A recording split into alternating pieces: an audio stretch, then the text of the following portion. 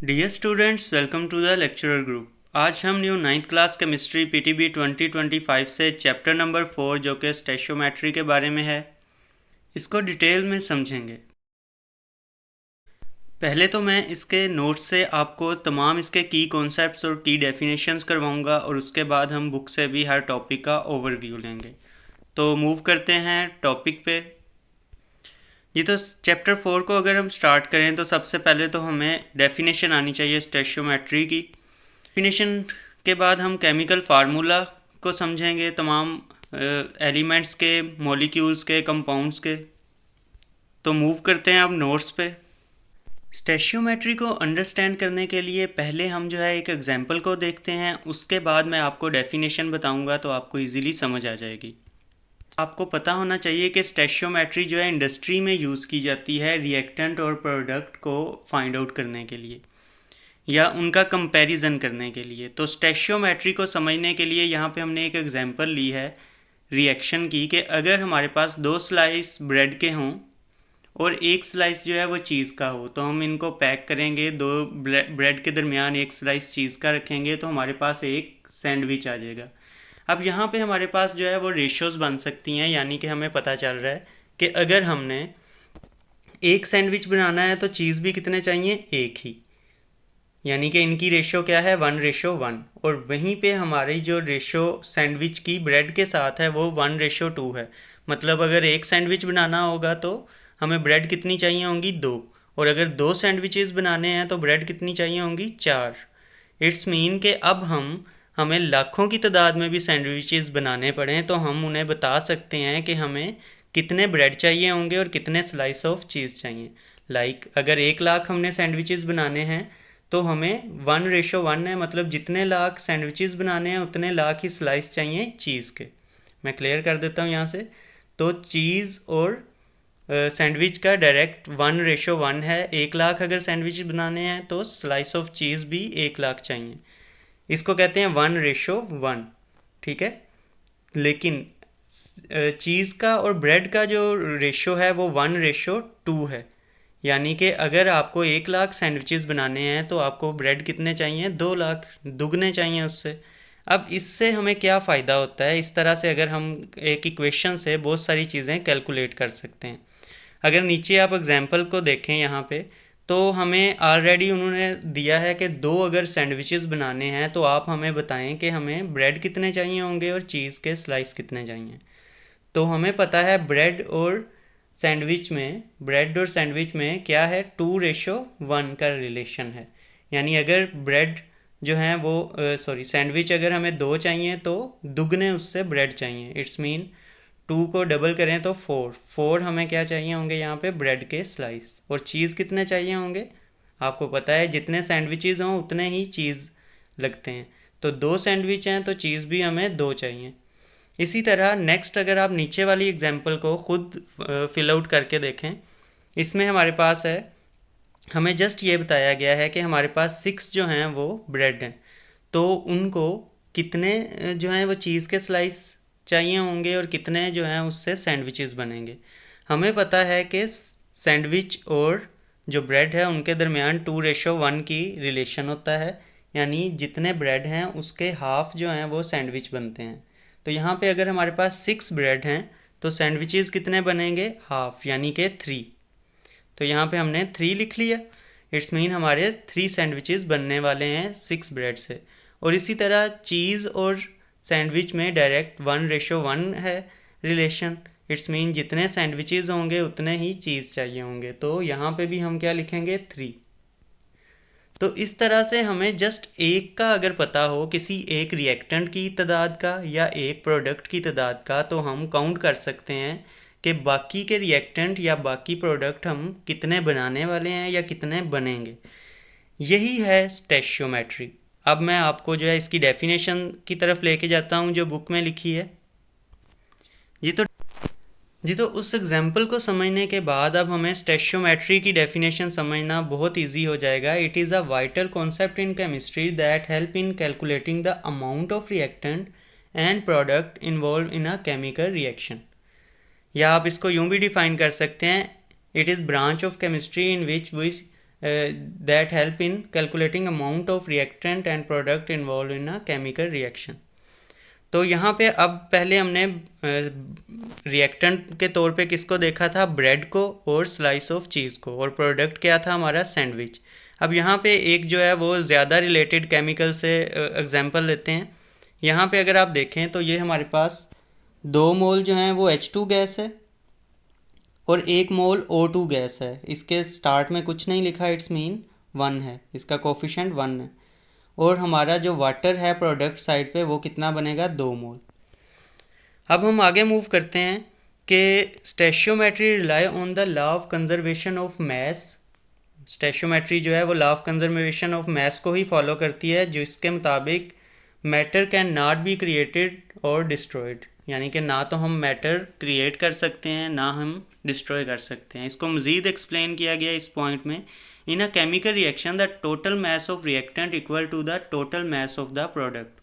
अब इस पॉइंट को अगेन मैं एक्सप्लेन करता हूँ यहाँ पे कि जैसे अगर हम एक स्लाइस चीज़ का यूज़ करते थे तो हमारे पास सैंडविच भी एक ही बनता था.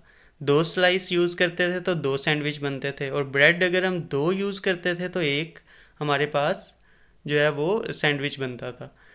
उससे हमें क्या सारा आइडिया मिलता है कि हम जितने हम ब्रेड यूज़ करेंगे प्रोडक्ट साइड पे उतने ही ब्रेड रहेंगे. ये नहीं होगा कि इधर हम 2 ब्रेड यूज़ करें और उधर 4 बन जाएं. इसकी एग्जांपल मैं यहाँ से आपको एक्सप्लेन करता हूँ. अब इस रिएक्शन पे 2H2O plus O2 plus 2H2O में अगर आपको बोरियत हो रही है तो यही चीज़ आपने आगे भी समझनी है. यही टॉपिक है हमारा स्टेशियोमेट्री. बेसिकली यहाँ पे सिर्फ डेफिनेशन है, आगे जो एक्सप्लेनेशन है वो आप आगे जाके इन्हीं रिएक्शंस की आपने पढ़नी है. तो अगर आप यहीं समझ लेंगे तो आगे जाके आपको मुश्किल नहीं होगी. तो यहाँ पे इसलिए मैं इतना ज़्यादा एक्सप्लेन कर रहा हूँ. यहाँ पे अगर आप देखें मैं इसको रेस करता हूँ कि हाइड्रोजन के यहाँ कितने एटम हैं. अगर हम एटम को काउंट करना चाहते हैं तो हमें स्टेशियोमेट्रिक कोफिशेंट, यानी कि ये जो स्टेशियोमेट्रिक कोफिशेंट यहाँ लिखा है वो ये 2 है.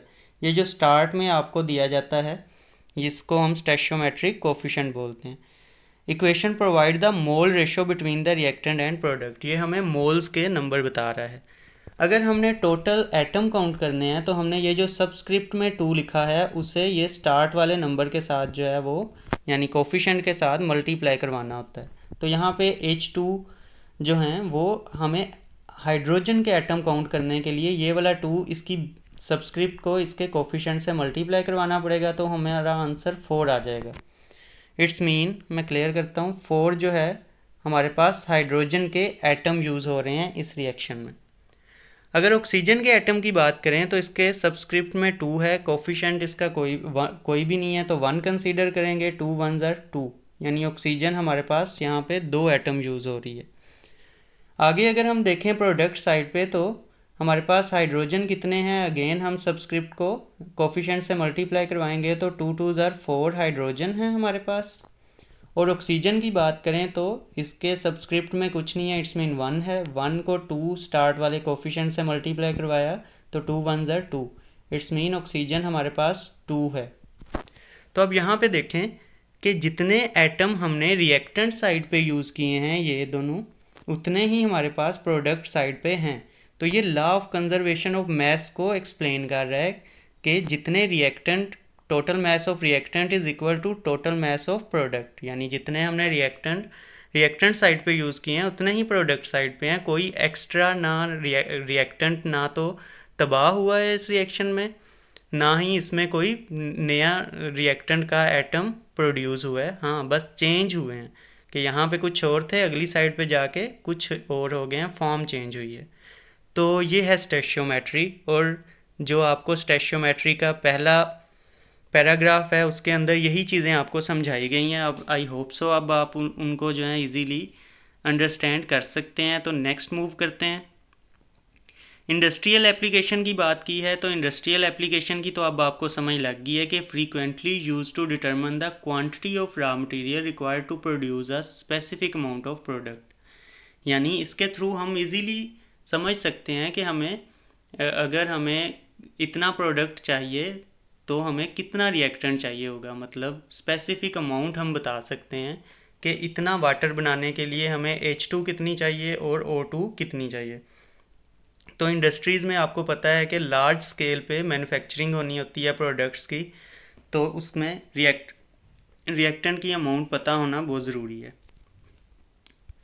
अगर हम बुक से ओवरव्यू लें तो स्टैशियोमेट्री की वही डेफिनेशन है, help us to calculate amount of reactant product by using chemical equation. Law of conservation of mass का बताया गया है, ये भी मैंने आपको बता दिया। रिएक्टेंट और प्रोडक्ट इक्वल होते हैं मैस में, ये भी बता दिया। कोफिशेंट ऑफ स्टैशियोमेट्रिक कोफिशेंट का बता दिया, और इंडस्ट्री में यूज़ भी बता दिया। अब हम नेक्स्ट टॉपिक पे मूव करते हैं, केमिकल फार्मूला पे। केमिकल फार्मूला में अगर हम देखें तो फॉर्म्स ऑफ एलिमेंट्स को देख लेते हैं। एलिमेंट का आपको कॉन्सेप्ट पता होना चाहिए कि सेम टाइप ऑफ एटम्स के मिलने से बनता है। यानी कार्बन है एक एलिमेंट, तो वो कार्बन के एटम से मिलके बना है, यानी ऐसे एटम कार्बन के जो कि जिनके अंदर प्रोटॉन की तादाद जो है वो 6 होती है। और इसी तरह अगर आप इंडिविजुअल एटम की बात करें तो सोडियम, कैल्शियम, कार्बन, ठीक है, इसी तरह आयरन। डायटोमिक मॉलिक्यूल की बात करें तो उनका फार्मूला आप देख सकते हैं O2 यानी ऑक्सीजन गैस, नाइट्रोजन गैस को N2 बोलते हैं, हाइड्रोजन गैस को H2 बोलते हैं। पॉलीएटॉमिक मॉलिक्यूल की बात करें यानी दो से ज़्यादा एटम जब मिलके कोई एलिमेंट ही बनाते हैं तो उसे हम क्या कहते हैं, polyatomic molecule. For example ozone में O3 है, ठीक है, ये मॉलिक्यूल ऑफ एलिमेंट है, यानी कि एक एलिमेंट जो है वो सेम टाइप ऑफ एटम्स के मिलने से बनता है, और मॉलिक्यूल ऑफ एलिमेंट जो एक ही तरह के एटम्स के मिलने से बने। यानी यहाँ पे देखें सोडियम ये जस्ट इंडिविजुअल एटम है, सेम टाइप के एटम ऑक्सीजन ऑक्सीजन मिले तो एक मॉलिक्यूल एलिमेंट का बना जिसे हम O2 बोलते हैं। क्योंकि एटम दोनों ऑक्सीजन के हैं, सेम एटम है, इसलिए मॉलिक्यूल ऑफ एलिमेंट कहलाएगा, मॉलिक्यूल ऑफ कंपाउंड नहीं कहलाएगा। कंपाउंड में डिफरेंट एटम आपस में मिलते हैं। इसी तरह अगर O3 भी है तो 3 एटॉमिक एटम भी मिले, लेकिन तीनों क्या हैं, सेम ऑक्सीजन के, इसलिए इसे भी हम क्या बोलेंगे, मॉलिक्यूल ऑफ एलिमेंट। नेक्स्ट अगर हम कंपाउंड की बात करें तो कंपाउंड में मैंने आपको बताया डिफरेंट टाइप ऑफ एटम आपस में ज्वाइन करते हैं। एग्जांपल देख लें, सोडियम क्लोराइड, इसमें Na अलग है, Cl अलग है। कैल्शियम क्लोराइड में Ca अलग है कैल्शियम, और क्लोरीन अलग है। तो अब हम आयनिक कंपाउंड को देख लेते हैं। फॉर्म्स ऑफ कंपाउंड में exist as ion bound together in a crystal lattice structure represented by a formula unit. अब आयनिक कंपाउंड जो हैं उनको किससे रिप्रेजेंट किया जाता है, by a formula unit which indicate simplest ratio between their ions. For example sodium chloride NaCl के मिलने से बना है, Na पॉजिटिव है, Cl negative. Calcium chloride calcium और क्लोरीन के दो एटम्स के मिलने से बना है, कैल्शियम का एक है, क्लोरीन के दो। पोटाशियम ब्रोमाइड में दोनों एक एक K और Br, और बेरियम क्लोराइड में Ba एक है, क्लोराइड दो। ये होगी आयनिक कोवलेंट कंपाउंड की बात, आयनिक कंपाउंड्स की बात जो कि फार्मूला यूनिट से रिप्रेजेंट किए जाते हैं। नेक्स्ट अब हम कोवलेंट कंपाउंड्स को देख लेते हैं। कोवलेंट कंपाउंड्स की बात करें तो exist as discrete molecule where atoms are bonded together by covalent bonds represented by molecular formula. अब यहाँ पे आपने याद रखना है, जहाँ पे हम आयनिक कंपाउंड्स को फार्मूला यूनिट से रिप्रेजेंट करते हैं वहीं पे हम कोवलेंट कंपाउंड को मॉलिक्यूलर फार्मूला से रिप्रेजेंट करते हैं। तो ये अक्सर पूछा भी जाता है कि मॉलिक्यूलर फार्मूला से किसको रिप्रेजेंट किया जाता है या फार्मूला यूनिट से। Which show the exact number of atom in a single molecule. अब ये हमें एग्जैक्ट नंबर ऑफ एटम बताता है, वहीं पे मॉलिक्यूलर फार्मूला यूनिट हमें रेशो बताता है सिर्फ, ठीक है, एग्जैक्ट नंबर नहीं बताता, जस्ट क्या बताता है, रेशो, कि अगर Na का 1 है तो Cl का भी 1 लगेगा, Na के 10 हैं तो Cl के भी 10 लगेंगे। यहाँ पे कोवलेंट कंपाउंड का जो मॉलिक्यूलर फार्मूला होता है वो हमें एग्जैक्ट नंबर ऑफ एटम बताता है। जैसे कि यहाँ पे वाटर है तो इसमें हमें वाज़े तौर पे नज़र आ रहा है H2 यानी हाइड्रोजन के 2 हैं और ऑक्सीजन का 1 एटम है। अमोनिया में हमें पता चल रहा है नाइट्रोजन का 1 है और हाइड्रोजन के 3 हैं, ठीक है। मीथेन में हमें पता चल रहा है कार्बन का 1 है और हाइड्रोजन के 4 हैं। तो मॉलिक्यूलर फार्मूले की ये खासियत है कि एग्जैक्ट नंबर ऑफ एटम बता रहा है, रेशो नहीं बता रहा है। ये नहीं बता रहा कि कार्बन के साथ हाइड्रोजन के कितने लगेंगे, बल्कि ये बता रहा है कि मीथेन बनेगी ही तब जब कार्बन के साथ हाइड्रोजन 4 लग जाएं। नेक्स्ट है अदर एग्जांपल्स में अगर आप देखें तो HCl, HF, HCl इंडिकेट कर रहा है कि हाइड्रोजन भी एक, क्लोरीन भी एक। ठीक है, रेशो नहीं बता रहा है, ये एग्जैक्ट नंबर बता रहा है। नेक्स्ट अब हम मूव करते हैं बुक से। अगर एक बार ओवरव्यू ले लें तो यहाँ पे सबसे पहले तो सिंपल एलिमेंट्स का बताया गया है, इंडिविजुअल एटम हो गए, फिर ये दो एटम्स के मिलने से जो एक एलिमेंट बन रहा है, मॉलिक्यूल ऑफ एलिमेंट, उसकी बात की गई। फिर दो से ज़्यादा एटम्स के मिलने से जो एक मॉलिक्यूल ऑफ एलिमेंट बन रहा है उसको दिखाया गया है। फिर वही आगे केमिकल कंपाउंड्स की बात की गई जिसमें हमें रेशोज़ बताई जा रही हैं और फार्मूला यूनिट बताया गया है कि ये आयनिक कंपाउंड को रिप्रेजेंट करता है, जो कि जस्ट हमें रेशो बताता है कि सोडियम और क्लोराइड की 1:1 में मिलते हैं तो सोडियम क्लोराइड बनेगा। नेक्स्ट अगर हम देखें तो हमें कोवलेंट कंपाउंड का बताया गया जिसमें हमें वो रिप्रेजेंट करता है अपना मॉलिक्यूलर केमिकल फार्मूला H2O की शक्ल में, जिसमें हमें एग्जैक्ट नंबर ऑफ एटम बता रहा है कि हाइड्रोजन के 2 और ऑक्सीजन का 1 मिलेगा तो ही वाटर का मॉलिक्यूल बनेगा। नेक्स्ट अगर हम देखें तो हमारा जो नेक्स्ट टॉपिक अब बनता है वो है इम्पीरिकल फार्मूला। इम्पीरिकल फार्मूला की बात करें तो डेफिनेशन से ही सजेस्ट कर रहा है, अभी जो हमने फार्मूला यूनिट पढ़ा है बिल्कुल वैसा ही है। Represent the simplest whole number ratio of the type of atom in a compound. अब आपको समझ आएगी फार्मूला यूनिट और मॉलिक्यूलर फार्मूले का डिफरेंस यहाँ से। आयनिक कंपाउंड की बात करें तो always represent by there empirical formula. Ionic compound जो हैं वो अपने एम्पीरिकल फार्मूला से शो किए जाते हैं। एग्जाम्पल क्या है, कैल्शियम फ्लोराइड यानी CaF2, इसमें रेशो बता रहे हैं कि कैल्शियम के आयन की रेशो और फ्लोराइड आयन की रेशो 1:2 है, यानी कैल्शियम का एक आयन हो तो फ्लोराइड के 2 आयन चाहिए होंगे इस कंपाउंड को बनने के लिए। वहीं पे अगर हम कोवलेंट कंपाउंड की बात करें तो molecular and empirical formula different होते हैं उनके। ठीक है, आयनिक कंपाउंड के सेम होते हैं जबकि कोवलेंट के डिफरेंट होते हैं। क्यों, उसको अभी मैं एक्सप्लेन करता हूँ। एग्जाम्पल आप देखें, हाइड्रोजन पेरोक्साइड है, वाटर की तरह का ये होता है, बस H2O भी इसमें 2 होते हैं। ठीक है, तो ये डिफरेंट है। आप देखें H2O और चीज़ है और H2O2 और चीज़ है। इसका अगर मॉलिक्यूलर फार्मूला देखें तो वो क्या है, H2O2, यानी कि 2 हाइड्रोजन और 2 ऑक्सीजन मिलेंगे तो हमारे पास एक हाइड्रोजन पेरोक्साइड का मॉलिक्यूल बनेगा। लेकिन इसका एम्पीरिकल फार्मूला जो इसकी सिंपलेस्ट रेशो है वो कैसे निकाली जा सकती है, वो ऐसे निकाली जा सकती है कि यहाँ पे हाइड्रोजन लिख लेंगे, रेशो हम डालेंगे और ऑक्सीजन लिखेंगे। हाइड्रोजन की 2 है रेशो और ऑक्सीजन की भी 2 है। सिंपलेस्ट रेशो कैसे निकालते हैं, डिवाइड करके। अगर एक ही टेबल पे दोनों नंबर आ रहे हैं तो आप उनको डिवाइड कर दें। तो यहाँ पे डिवाइड करेंगे, 2 1s are 2 और ये वाला भी 2 1s are 2। तो सिंपलेस्ट रेशो क्या बनी, 1:1। तो इसका फार्मूला अगर हम एम्पीरिकल देखेंगे तो वो ये है। तो इससे पता चला एम्पीरिकल फार्मूला जो है वो हमें एग्जैक्ट नंबर ऑफ एटम नहीं बता रहा। एग्जैक्ट नंबर ऑफ एटम क्या थे, Hb2 और O2। एम्पीरिकल फार्मूला हमें बस रेशो बता रहा है कि जितने हाइड्रोजन होंगे उतने ही ऑक्सीजन होंगे, लेकिन HO जो है वो हाइड्रोजन पेरोक्साइड नहीं बनाएगा। तो molecular formula exact number of atom बता रहा है कि ये मॉलिक्यूल बनाने के लिए आपको कितने हाइड्रोजन और ऑक्सीजन को मिलाना पड़ेगा, जबकि एम्पीरिकल फार्मूला जो है वो जस्ट इतना बता रहा है कि H और O कितने किस रेशो में मिलाने पड़ेंगे। यानी कि अगर 100 हाइड्रोजन लेंगे तो ऑक्सीजन भी आपको 100 लेने पड़ेंगे, लेकिन उसके नतीजे में कितने मॉलिक्यूल बनेंगे ये नहीं बताया हुआ। ठीक है, उसके नतीजे में 50 बनेंगे। तो एम्पीरिकल और मॉलिक्यूलर फार्मूले में ये डिफरेंस होता है। एक और एग्जांपल को डिस्कस करते हैं ताकि मज़ीद वाज़े हो जाए ये डिफरेंस।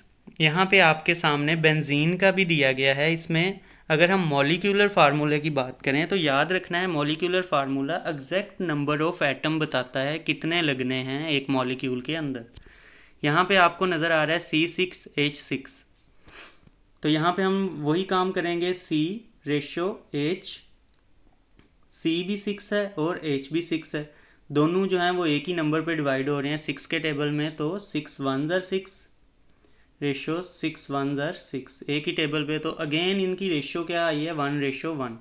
अब इम्पीरिकल फार्मूला जो बना है इससे वो देखें सी एच बना है कि सी की बेस में 1 लिखने की ज़रूरत नहीं है, एच की भी बेस में 1 हम नहीं लिखते, अगर कोई और नंबर हो तो वो लिखते हैं। तो इससे पता चलता है कि इम्पीरिकल फार्मूला जस्ट इतना बता रहा है कि जितने हमें कार्बन चाहिए उतने ही, जितने आप कार्बन लेंगे उतने ही हाइड्रोजन भी लेने पड़ेंगे आपको बेंजीन बनाने के लिए, लेकिन एग्जैक्ट कितने कार्बन और हाइड्रोजन लेने हैं ये नहीं बता रहा। बस क्या बता रहा है कि जितने आपको, अगर आपने बेंजीन का मॉलिक्यूल बनाना है तो जितने आपके पास कार्बन होंगे उतने ही आपके पास हाइड्रोजन भी होने चाहिए, लेकिन ये नहीं बताता एम्पिरिकल फार्मूला कि एग्जैक्ट आपको कितने कार्बन और कितने हाइड्रोजन चाहिए। तो ये दोनों में डिफरेंस है। Molecular formula exact number of atom बताता है, एम्पिरिकल फार्मूला जस्ट एक रेशियो बताता है। वाटर को भी देख लें, H2O है, तो इसका जो है इसकी सिंपलर रेशियो नहीं हो सकती। क्यों नहीं हो सकती इसको डिस्कस कर लेते हैं। अब वाटर का फार्मूला क्या है H2O, यानी कि अगर रेशो की बात करें तो 2:1।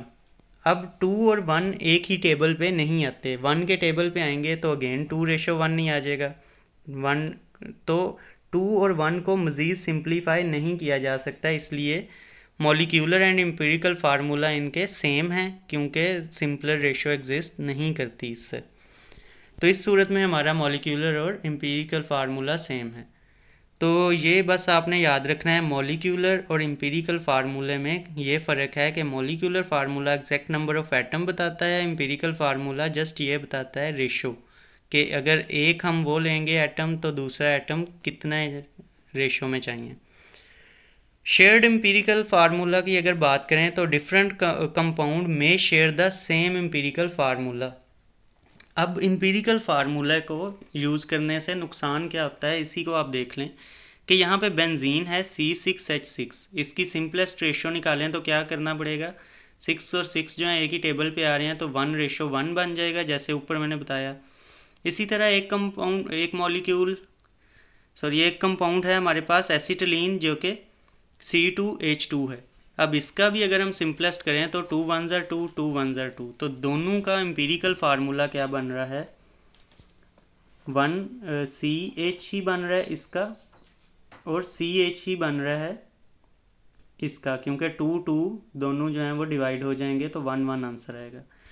तो इस तरह से एम्पिरिकल फार्मूला जो है वो दो डिफरेंट मॉलिक्यूल या कंपाउंड्स का सेम भी हो सकता है, लेकिन मॉलिक्यूलर फार्मूला कभी दो डिफरेंट कंपाउंड्स का सेम नहीं होता। ये हमेशा आपने याद रखना है कि एम्पिरिकल फार्मूला सेम हो सकता है, इसलिए एम्पिरिकल फार्मूला जो है इतना वैलिड नहीं होता।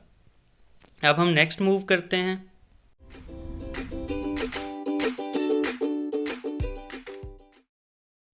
जी, तो chemical formula of binary ionic compound हमारा नेक्स्ट टॉपिक है। अगर इसमें हम देखें तो इसका फार्मूला किस तरह से लिखेंगे। बाइनरी आयनिक कंपाउंड का मतलब होता है कि दो डिफरेंट जो हैं वो इसमें आयंस शामिल होते हैं, एक कैटायन जो कि मेटल का होता है और एक एनाइन जो कि नॉन मेटल का होता है, तो इनके मिलने से एक कंपाउंड बनता है। तो कैटायन को और एनाइन को हमने आइडेंटिफाई करना है। किस तरह से आइडेंटिफाई करते हैं, कैटायन जिस पे पॉजिटिव चार्ज हो और एनाइन जिस पे नेगेटिव चार्ज हो। आपकी बुक के अंदर एक टेबल है कैटायन और एनाइन का, उससे आप आइडेंटिफाई कर सकते हैं, अभी हम उसको भी देखते हैं। सबसे पहला काम है combine the ion in a ratio that result in an electrically neutral compound. Let's say एक हमारे पास जो आयन है उसके ऊपर +1 चार्ज है, जैसे कि H के ऊपर +1 चार्ज होता है और हम इसको Cl के साथ मिलाना चाह रहे हैं, तो Cl के ऊपर एक नेगेटिव चार्ज। अब दोनों के ऊपर एक प्लस और एक नेगेटिव है, तो it's mean they are in the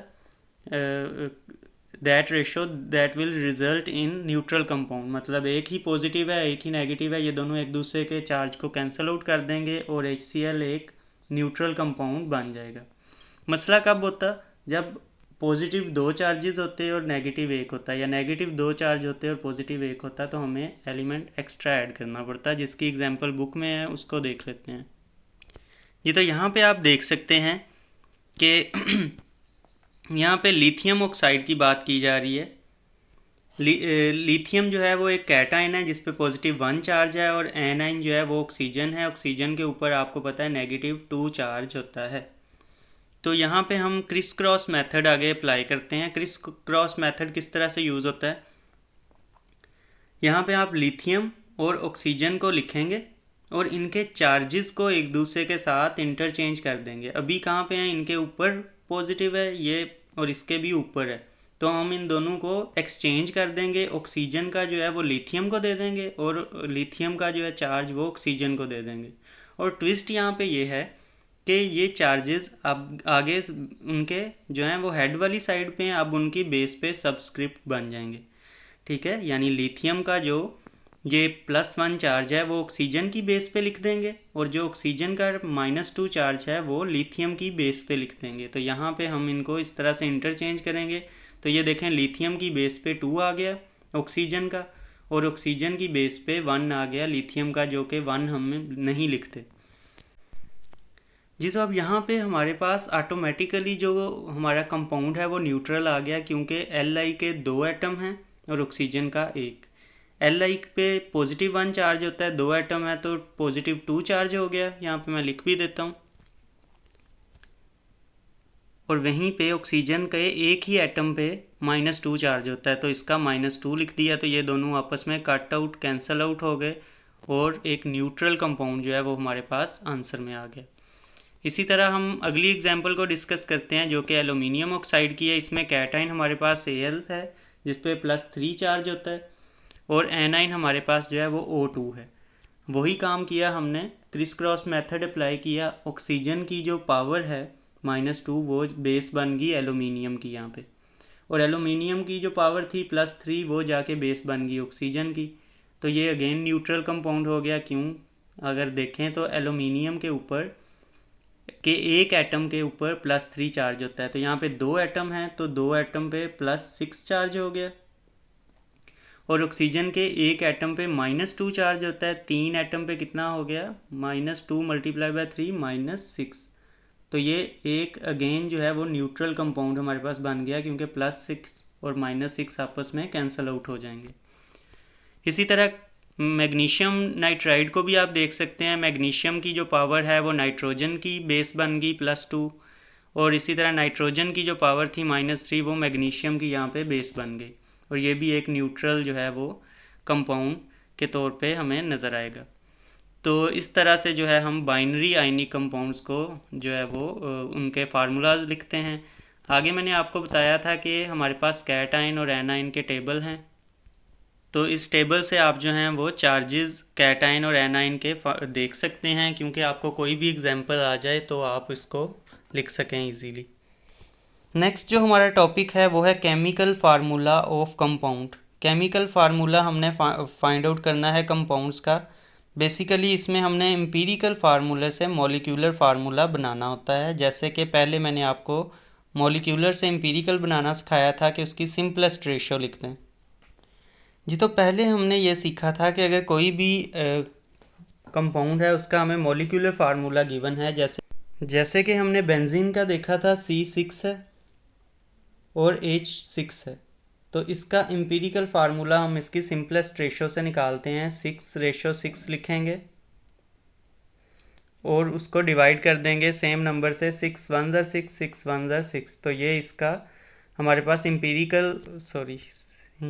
1 6 empirical formula बन गया, जिसको हम लिखेंगे 1 को हम नीचे बेस में नहीं लिखते तो CH लिख देंगे। तो किसी भी मॉलिक्यूलर फार्मूले को इस तरह से हम एम्पिरिकल फार्मूले में चेंज कर सकते हैं, उनकी रेशोज़ को सिंप्लीफाई करके। यानी उनकी बेसिस को हम रेशो में लिखेंगे और उसको सिंप्लीफाई करते जाएंगे। नेक्स्ट है, हमने अब ये हमारे पास क्या था, मॉलिक्यूलर फार्मूला।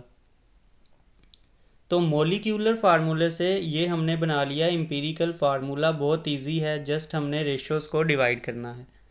लेकिन एम्पिरिकल फार्मूला से वापस अगर मॉलिक्यूलर फार्मूला बनाना पड़े तो वो इतना इजी नहीं होता, उसके लिए कुछ स्टेप्स हैं वो करने पड़ेंगे। तो आए अब हम उन स्टेप्स को समझते हैं। बेसिकली यही हमारा टॉपिक है। अगर आप देखें तो हमें सबसे पहले the molecular formula of a compound can be determined if it's empirical formula is known. Empirical formula से भी मॉलिक्यूलर फार्मूला जो है वो हासिल किया जा सकता है। उसके लिए क्या स्टेप्स लेने पड़ेंगे? Steps to calculate empirical formula, use experimental data to find mass percent composition of the compound. हमें एक्सपेरिमेंटल डेटा से mass percent composition find out करनी पड़ेगी कंपाउंड की। आगे हम करते हैं determine the simplest whole number ratio of atom, और उसके बाद हमने जो है वो simplest whole number ratio find out करनी है एटम की। लेट्स से हमें मैस कंपोजिशन से पता चलता है कि हाइड्रोजन और ऑक्सीजन हम यूज़ कर रहे हैं अगर, तो हाइड्रोजन जो है वो दुगनी यूज़ हो रही है और ऑक्सीजन जो है वो सिंगल टाइम। तो इससे हमें होल नंबर रेशो क्या मिल गई? 2:1। तो इस तरह से हम जो है वो एक्सपेरिमेंटल डेटा से फाइंड आउट कर सकते हैं simplest whole number ratio of atom. कि कोई एक्सपेरिमेंट कर रहे हैं उसमें हाइड्रोजन हर बार दुगनी यूज़ हो रही है ऑक्सीजन से, तो क्या रेशो बनी? H2, यानी हाइड्रोजन की 2 रेशो और ऑक्सीजन की 1। Relation between molecular and empirical formula अब हमने किस तरह से फाइंड करना है? तो मॉलिक्यूलर फार्मूला इक्वल होता है n multiply by empirical formula, यानी एम्पिरिकल फार्मूला से अगर आप n को मल्टीप्लाई कर दें तो क्या बन जाएगा? Molecular formula. अब ये n फाइंड आउट करना या ये n क्या है उसको हम यहाँ पे मैं एक्सप्लेन कर रहा हूँ कि n इक्वल होता है molar mass divided by empirical formula mass. बहुत इंटरेस्टिंग है यहाँ से n को फाइंड आउट करना। जैसे कि यहाँ पे आपको एक एग्जांपल दी गई है हाइड्रोजन पेरोक्साइड की। इसमें हमें मोलर मैस जो है वो बताया होता है उन्होंने पहले ही। एम्पिरिकल फार्मूला भी ऑलरेडी गिवन होता है प्रॉब्लम के अंदर और मोलर मैस भी बताया होता है। हमने जस्ट कैलकुलेट करना होता है एम्पिरिकल फार्मूला मैस। ठीक है, दो चीज़ें हमें ऑलरेडी गिवन होती हैं। क्या क्या? एक एम्पिरिकल फार्मूला, नंबर 2 पे हमें मोलर मैस भी गिवन होता है। तो यहाँ पे अगर आप देखें जो हमारे पास प्रॉब्लम है इसमें भी हमें हाइड्रोजन पेरोक्साइड का एक तो एम्पिरिकल फार्मूला गिवन है कि HO उसका एम्पिरिकल फार्मूला है। नंबर 2 पे मोलर मैस जो है वो भी हमें गिवन है।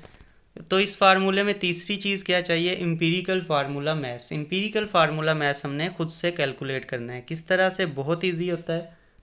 जस्ट आपने मॉलिक्यूलर मैस निकाल लेने हैं। आप पीरियोडिक टेबल पे जाएंगे तो वहाँ पे आपको मॉलिक्यूल्स के मैस नज़र आ जाएंगे। एक तो एटॉमिक नंबर लिखा होता है जो कि नंबर ऑफ़ प्रोटॉन होते हैं। Molecular mass mean number of proton plus number of neutron. वहाँ से आपने देखना है हाइड्रोजन जो है और ऑक्सीजन का आपने फाइंड आउट करना है, इनको लिख लें। अब यहाँ पे इन दोनों के दरमियान आप प्लस लगा लें। हाइड्रोजन का मैस अगर देखेंगे तो 1 है और हमारे पास एटम भी कितना है? कुछ नहीं लिखा बेस में, तो 1 है, तो 1 मल्टीप्लाई बाय 1 ही लिख लें।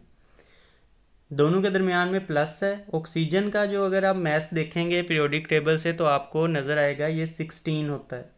तो 16 और मल्टीप्लाई कर दें इसके सबस्क्रिप्ट के साथ जो कि कुछ भी नहीं लिखा, इट्स मीन 1 है। तो ये हमारे पास आ गया एम्पिरिकल फार्मूला मैस। इसे एम्पिरिकल फार्मूला मैस क्यों कहते हैं? कि एम्पिरिकल फार्मूले से हमने उसके मैसेस को कैलकुलेट किया है।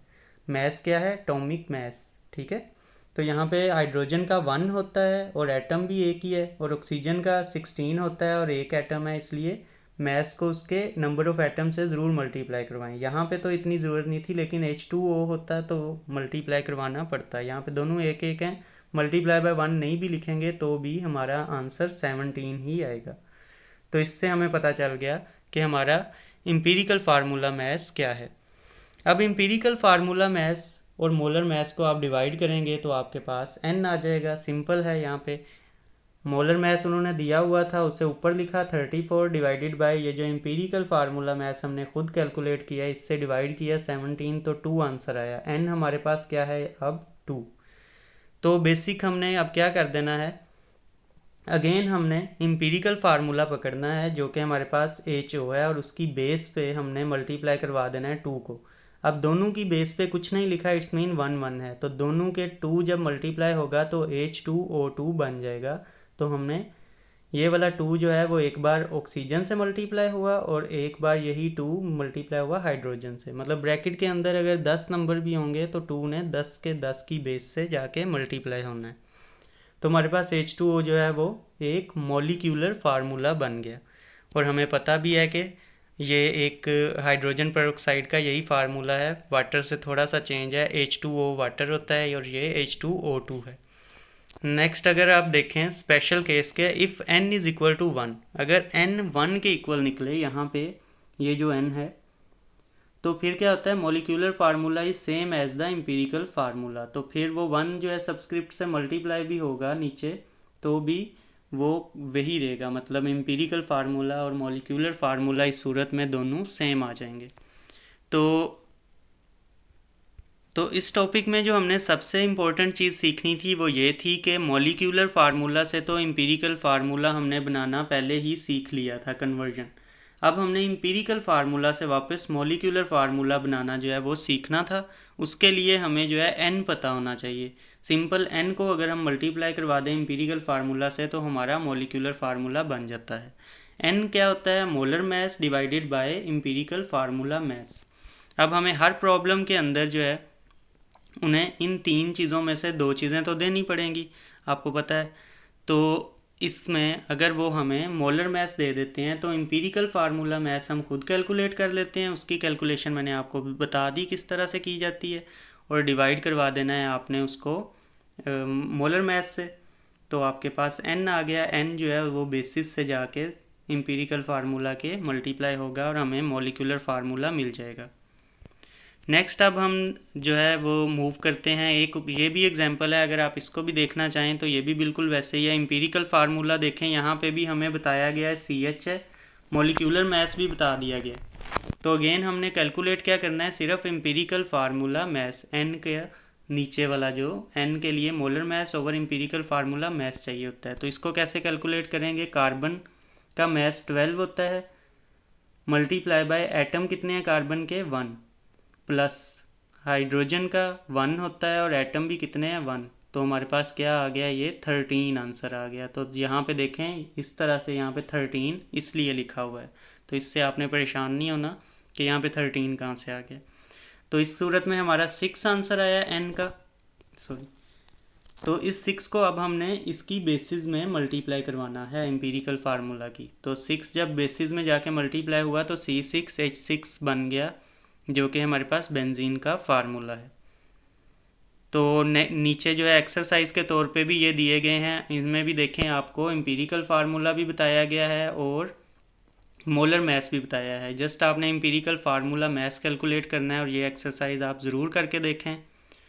इसमें देखें आपको यहाँ पे 2 भी नज़र आ रहा है, इट्स मीन के हाइड्रोजन का जो मास है उसको आपने 2 से भी मल्टीप्लाई करना है, यानी कार्बन का 12 है मल्टीप्लाई बाय 1 प्लस हाइड्रोजन का 2 मल्टीप्लाई बाय 2, क्योंकि इस बार एटम कितने हैं 2, और प्लस ऑक्सीजन का 16 होता है मल्टीप्लाई बाय 1, क्योंकि एटम ऑक्सीजन के 1 है। तो इन सब को इस तरह से आपने इसका मल्टीप्लाई करके प्लस करेंगे तो 12 1 ज़ार 12, 2 2 ज़ार 4, 12 और 2 16 और 16 32 आंसर आ जाएगा आपके पास।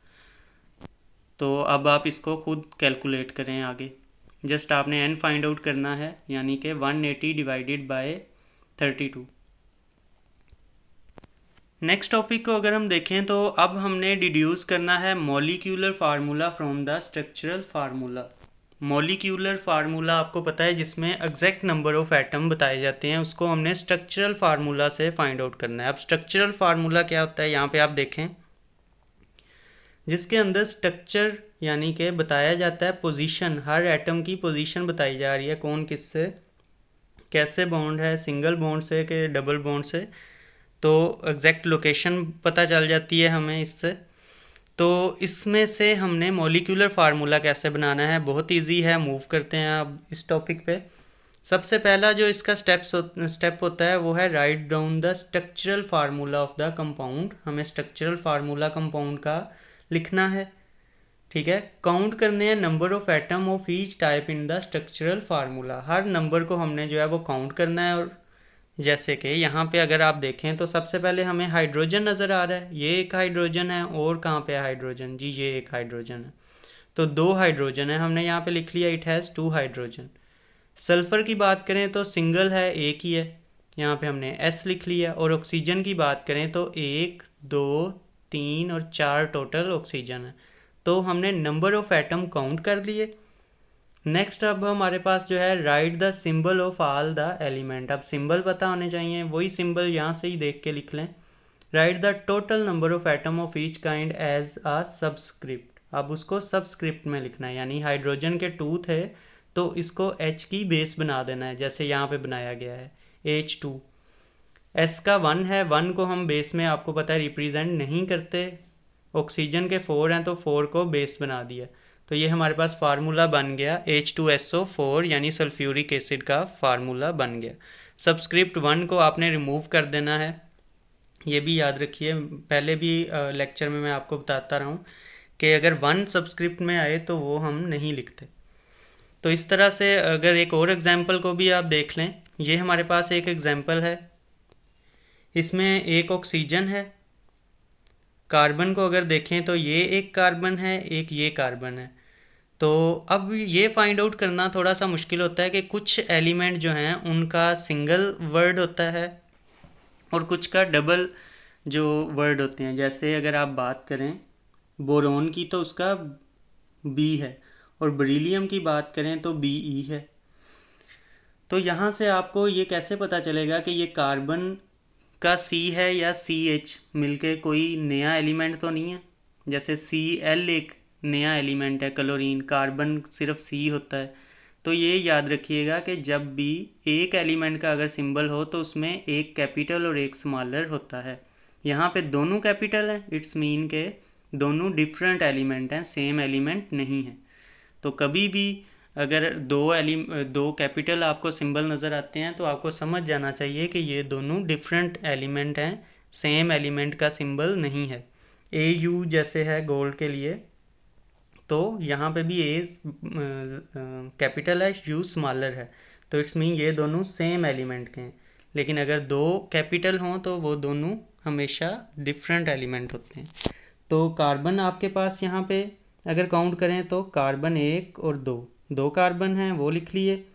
नेक्स्ट आप हाइड्रोजन को देख लें, 3 यहाँ पे हैं और 1 यहाँ पे है, तो 4 हाइड्रोजन है। और ऑक्सीजन हमारे पास कितने हैं, 2, तो 2 ऑक्सीजन है। अब इनको हमने जो है वो सबस्क्रिप्ट बना दिया, उनकी जो साइड पे नंबर थे, तो C2H4O2 आ गया हमारे पास फार्मूला। नेक्स्ट अब एक्सरसाइज को देखें अगर आप, सॉरी यहाँ पे एक्सरसाइज है, इसको भी आपने फाइंड आउट करना है। इसमें अगर आप देखें तो हाइड्रोजन से स्टार्ट कर लें बेशक। तो इसमें हम सबसे पहले जो है वो नंबर काउंट करते हैं हर एलिमेंट के।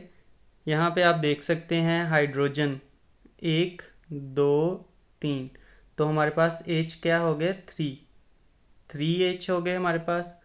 P देखें तो हमारे पास एक ही है, नेक्स्ट हम P लिख लेते हैं। P के साथ 1 लिखने की ज़रूरत नहीं है, अगर आप चाहें तो लिख भी लें, यहाँ पे लिखने से कोई फ़र्क नहीं पड़ेगा।